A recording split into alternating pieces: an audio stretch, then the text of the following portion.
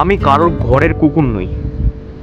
আমাকে হয়তো অনেকেই লালু, ভুলু, কালু এই নামেই চেনে।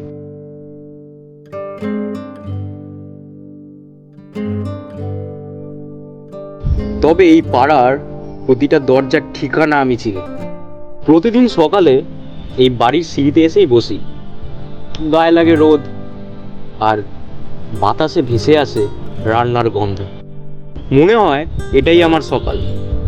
কেউ হয়তো আমার জন্য দরজা খোলে না, তবুও আমি অপেক্ষা করেই বসে থাকি। কারণ আমার চোখে মানুষের ঘর মানে চারটে দেওয়াল নয়, আছে কিছুটা উষ্ণতা, কিছুটা ভালোবাসা, যেটা আমি দূর থেকেই দেখি।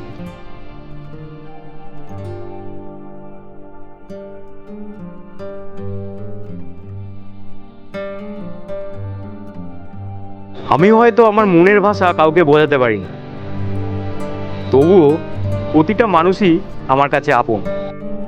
তাদের হাসি, কান্না, রাগ সবই আমি চুপচাপ দেখি। রাতে সবাই যখন ঘুমিয়ে পড়ে তখন আমি রাস্তাতেই পাহারা দিই।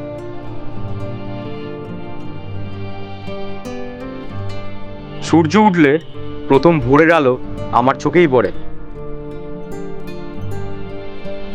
এই বেইমানের যুগে মানুষ মানুষকে ছেড়ে দেয়, কিন্তু আমি এখনো কারো ছায়া ছাড়ি না।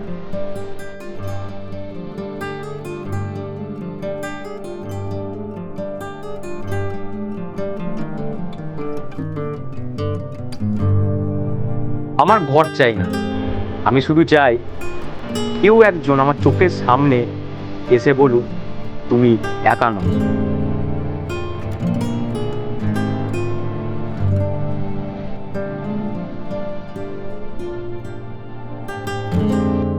কিন্তু এই স্বাধীন দেশে আমরা কি সত্যি স্বাধীন?